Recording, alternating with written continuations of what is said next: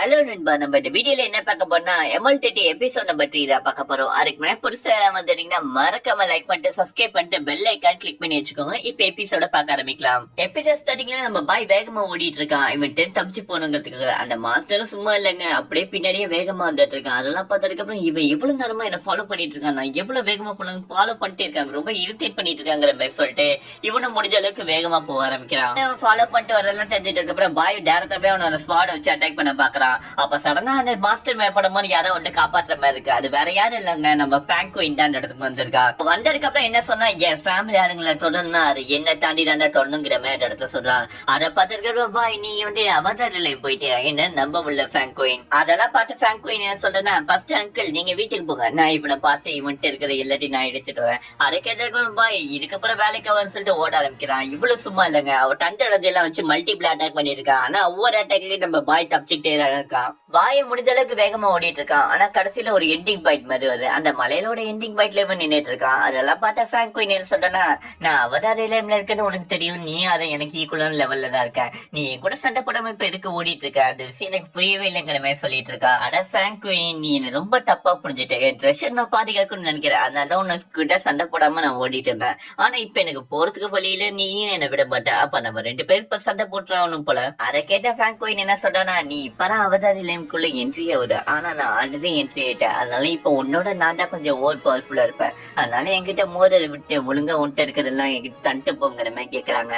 அதை கேட்ட பாய் என்ன சொல்றா, நான் இப்பதான் அவன் டென்ட்ல ரீச் பண்ணிக்கேங்கிற மாதிரி நீ சொன்ன, ஓகே தான், ஆனா நான் உனக்கு தண்டு போயிடுவேன், ஆனா உன் ஃபேமிலி இருக்கவங்க யார் மேலேயும் எனக்கு நம்பிக்கை இல்லை, ஏன்னா நீங்க எல்லாருமே ஒரு தப்பானவங்கிற மாதிரி சொல்லிட்டு அவன் பவர் அவன் உனக்குள்ள வந்து ஒரு சீலிங் மாதிரி வைக்கிறான். வச்சதுக்கு அப்புறம் அவன் உடம்புல ஒரு பயங்கரமான ஒரு வைப்ரேஷனே கிரியேட் ஆகுது. அதெல்லாம் பார்த்துட்டு நம்ம பிராங்கோயின் என்ன சொல்றேன்னா, இது கண்டிப்பா அந்த டிராகனோட பிக்சர்ல இருக்கிற பவரா தான் இருக்கும், அந்த பவரை இவன் ப்ராசஸ் பண்றானப்பங்கிற மாதிரி பார்த்துட்டு இருக்கா.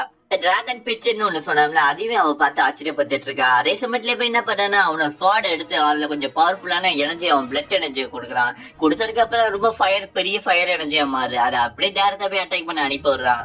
அதெல்லாம் பார்த்தா நம்ம பிராங்கோயின் லைட்டா தள்ளி போயிட்டு இது ரொம்ப பவர்ஃபுல்லா இருக்குங்கிற மாதிரி அந்த ஸ்வாடே முடிஞ்ச அளவுக்கு கட் அவுட் பண்ணி திரும்பி ரிட்டர்ன் அனுப்புறான். அதுல நம்ம பாய் தப்பிச்சு திரும்பி ரிட்டர்ன் அனுப்புறான். அதெல்லாம் பார்த்ததுக்கு இதுக்கப்புறம் வேலைக்கு ஆகும் சொல்லிட்டு நம்ம பிராங்கோயின் என்ன பண்ணானா, அவனோட ஸ்வாட் எடுத்து அதுல ஒரு தண்டை எனர்ஜி வச்சு அட்டாக் பண்ண அனுப்புறான். இப்ப 2 ஸ்வாடும் பயங்கரமா அட்டாக் பண்றான். அந்த இடத்துல பயங்கரமான வைப்ரேஷனே கிரியேட் ஆகுது. ஸ்வாடை இப்ப கண்ட்ரோல் பண்ணி திரும்பி அட்டாக் பண்ண 2 ஸ்வாட அனுப்பி விடுறான். அதெல்லாம் பார்த்து நம்ம பாயே ஷாக்ல இருக்கான். அப்ப இவன் என்ன பண்றான்னா, திரும்பி பாய் வந்து இன்னொரு ஸ்வாட் எடுத்து அட்டாக் பண்ண அனுப்புறான். அதே சமயத்துல நம்ம பிராங்கோயினும் ஒரு பயங்கரமா டண்டர் அட்டாக் இவன் மேல பஸ் செலுத்துறா. அது இவனை அட்டாக் பண்ணும்போது திறந்தா வந்து அந்த டிராகன் பிக்சர்னு ஒண்ணு சொன்னோம்ல, அது இவனை அந்த இடத்துல ப்ரொடெக்ட் பண்ணிட்டு இருக்கு. அதெல்லாம் பார்த்து அவன் மறந்து போயிட்டு இருக்கும்போது டிராகன் பிக்சர் வந்து டேரக்டா இவ்வளவு அட்டாக் பண்ற, அந்த அட்டாக்கால இவளுக்கும் பயங்கரமா பாதிப்பு ஏற்படுது. பண்ணலாங்கிற மாதிரி திருப்பி அந்த இடத்துல நம்ம பிராங்கோயின் போறா. அதுக்குள்ள அந்த டிராகன் பிக்சர் அப்படியே இவனை தண்ணிக்குள்ள கூட்டு போய் இவனை காப்பாத்திடுற. அதெல்லாம் பார்த்தா நம்ம பிராங்கோயின் என்ன சொல்றேன்னா, இந்த டிராகன் பிக்சர் இவ்வளவு பவர்ஃபுல்லா இருக்கா, இதெல்லாம் ஏசியன் காலத்துல எதுக்கு இதை தடை பண்ணாங்கன்னு இப்பதான் தெரியுது. இது என்ன லைட்டா ஒரு அலைன்ஸ் தான் பண்றது, அதுக்கே எனக்கு இவ்வளவு பாதிப்பு ஏற்படுத்துக்குங்கிற மாதிரி பார்த்துட்டு இருக்கா. நம்ம நான் பண்ண அட்டாக்ல கண்டிப்பா சாவறதுக்கு வாய்ப்பு இருக்கு, ஆனா அந்த டிராகன் பிக்சரும் இவனோட சேர்ந்து மறைஞ்சு போயிடும், அதை நான் இனிமே எப்படி கண்டுபிடிப்பேன் அந்த டிராகன் பிக்சருங்கிற மாதிரி சொல்லிட்டு இருக்கா.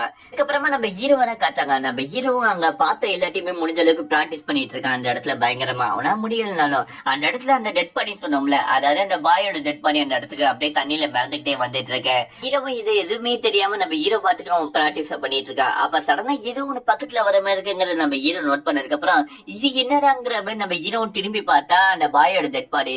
அதெல்லாம் பார்த்ததுக்கு அப்புறம் நம்ம ஹீரோவும் என்ன நடக்குறீங்க, இந்த தண்ணியில எப்படி இப்படி ஒரு ஆளு படுத்து தூங்கிட்டு இருக்கானா, இப்ப என்ன நடக்குதுன்னு தெரியல, சரி பக்கத்துல போய் இவருக்கு என்னாச்சுங்கிற பாப்போங்கிற மாதிரி சொல்லிட்டு நம்ம ஹீரோவும் பக்கத்துல போறான். அவரை முடிஞ்ச அளவுக்கு கஷ்டப்பட்டு நம்ம ஹீரோவும் வெளில அந்த தண்ணியை விட்டு வெளில கூட்டு வந்துடுறான். கூட்டு வந்ததுக்கு அப்புறம் நம்ம ஹீரோ இவனை பார்த்து எனக்கு தெரிஞ்சு இவர் செத்து போயிட்டான்னு தான் நினைக்கிறேன், ஆனா இதை பத்தி நான் யாருக்கிட்டையுமே என்னால இன்ஃபார்ம் பண்ண முடியாது, ஏன்னா இப்ப நான் இன்ஃபார்ம் பண்ணேன்னா நான் இங்க பிராக்டிஸ் பண்ணிட்டு இருந்த விஷயமும் வெளில தெரிஞ்சிடும் சொல்லிட்டு நம்ம ஹீரோ இப்ப என்ன பண்ணலங்கிற மாதிரி யோசிச்சுட்டு இருக்கான். அதுக்கப்புறமா அந்த பேலஸ்னு ஒரு இடம் சொன்னோம்ல, அந்த இடத்த கட்டுறாங்க. அந்த இடத்துல நம்ம பிராங்கோயின் வந்திருக்கா. அவங்க ஃபேமிலி இருக்கவங்களை மீட் பண்ணதுக்காக வந்திருந்தா.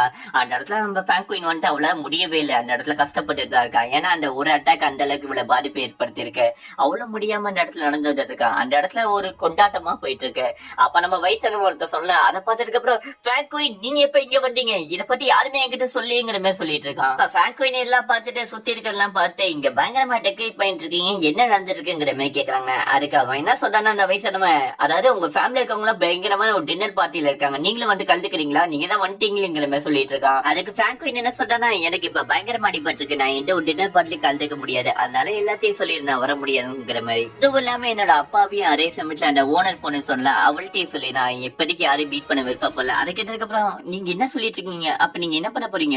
ஆல்ரெடி ஒண்ணு சொல்லியிருந்தல, எனக்கு பயங்கரமா அடிபட்டிருக்கு, அதுக்காக நான் கல்டிவேஷன் பண்ணி என்னோட ஹெல்த்தை ரெக்கார்ட் பண்ண போறேன். அதை கேட்டதுக்கு அப்புறம் ஓகே மாஸ்டர்ங்கிற சொல்லிட்டு இவனும் அந்த இடத்த விட்டு போறான். அதுக்கப்புறமா நம்ம ஹீரோவனை காத்தாங்க. நம்ம ஹீரோ முடிஞ்ச அளவுக்கு அந்த பாய்னு ஒருத்தர் சொன்னோம்ல, அவனை அப்படியே கஷ்டப்படுத்திக்கிட்டு வந்து கரைக்கு ரொம்ப ஓரமாட்டுக்கு வந்து போட்டுறான். அப்ப அவன் உடம்புல ஒரு பால் மாதிரி வருது. அதை பார்த்ததுக்கு அப்புறம் என்னப்பா இது ஃபயர் பால் மாதிரி இருக்குங்கிற மாதிரி நம்ம ஹீரோவை அதை எடுத்து பார்த்துட்டு, இதோட ஸ்மெல்லி வேற லெவல்ல இருக்கு, எனக்கு தெரிஞ்ச ஒரு ஹீலிங் ஃபேக்டராவும் இருக்கணும், அதே சமயத்துல ஃபயர் எனர்ஜியோட ரிசோர்சஸாவும் இருக்கணும்.